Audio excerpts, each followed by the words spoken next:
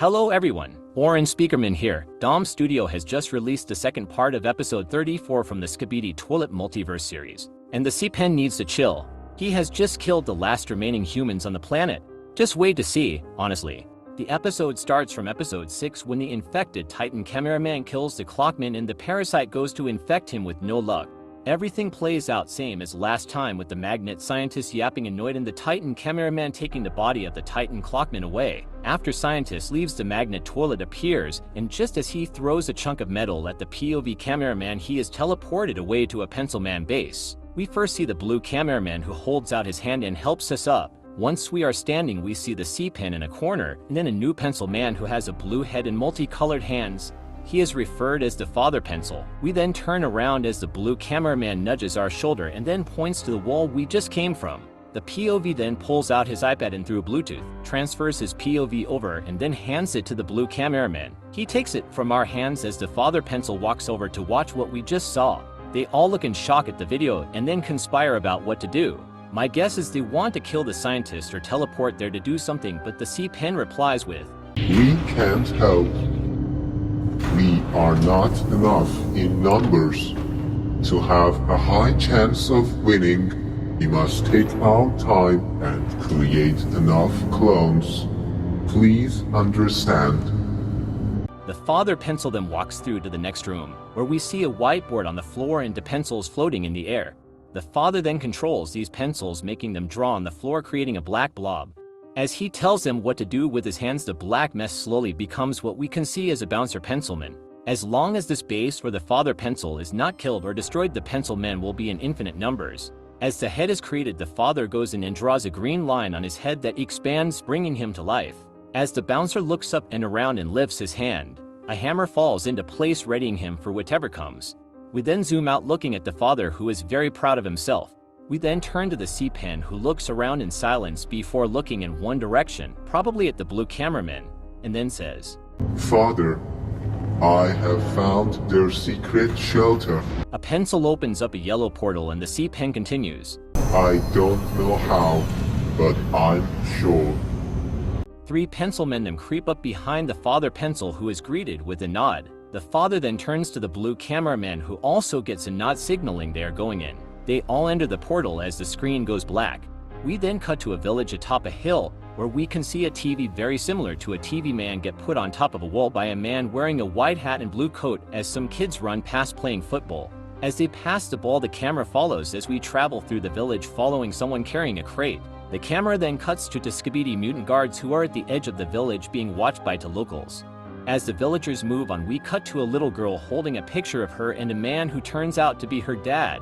Her dad is very similar to the male_07 model used by Boom for the original Skibidi toilets. A door then opens behind her with her mom calling her name, Bethany, and asking what she's doing. She replies with, "I miss Dad, he promised he would come back for my birthday." Her mom then walks over, kneeling next to her and saying, "And today is not your birthday, it's tomorrow," as she takes the picture away and says, "Come on, go play with others, okay?" Bethany replies with okay and leaves, saying, "I can't wait to see Dad again." The mother then watches her daughter leave and puts the picture on the table as we get a look at it. The camera that cuts back to the mutant toilets, who say, "They should have sent more guards. We're not enough." But we're the only species who can speak for now. Others are not stable. Yeah. Less they know about this war is better. They're the last ones after all. They then stop as the Pencilman portal opens up behind them and out walks again from the base, with the C-Pen stopping to check the area and pointing his gun. The toilets then stop and say, What the? There's no way. No one can find this place unless someone sends signal from inside. Just before they fight back, the Pencil starts to shoot. With one down, the other toilets returns fire, but to no damage as the Pencils heal themselves and kill all 5 guards with just 1 loss. The C-Pen then walks out as a man with a shotgun comes out and starts firing.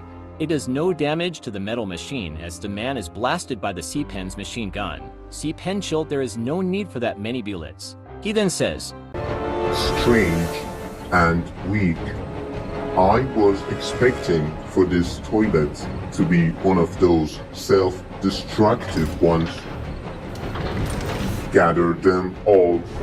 The Pencilmen then go raiding the village of all humans. During this rare we switch between the POV of the people who see this as a raid that is evil and blood red with pencils sticking out of walls, and people getting shot and captured as the pencilman chase after. Once the person falls over, the pencilman walks towards him as he gets up scared and runs away. The pencil stands there confused, acting out how he won't hurt him, as he looks out of a window and we see more people getting captured. This person turns out to be Bethany's mom from earlier, who is being watched by a boy from another window as she gets taken away. We then see a girl holding a teddy bear as a crowd of villagers run away in fear as the C-Pen charges after them all. We then cut to all the people gathered in one place, all guarded by the C-Pen.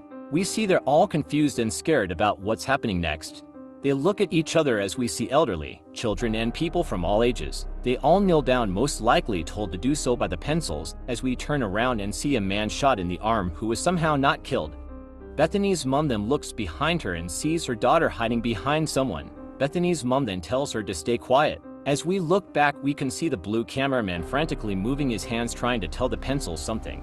The C-Pen then replies saying, Humans, my system does not contain such data.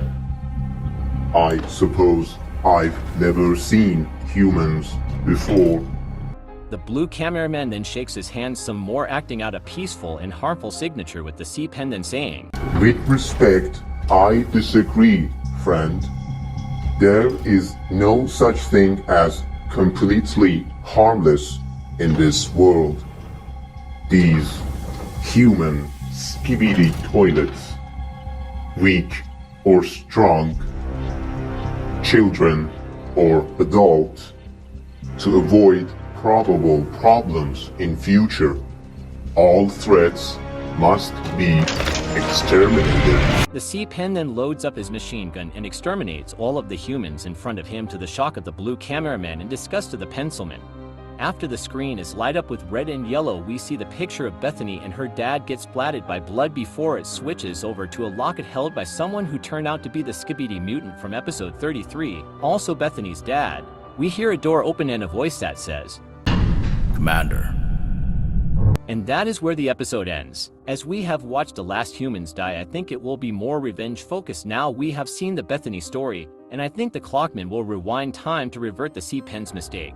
He will probably have to be taught a lesson after this though. I don't get what the Titan Clockman death had to do with this, but anyway. I also think that the creature we see under the bed sheets from the Season 8 secret scenes is Bethany, who got saved by Blue Cameraman, but we will just have to wait and see. If you enjoyed this analysis, make sure to subscribe and check out Dom Studio for the original series. Orange Speakerman out.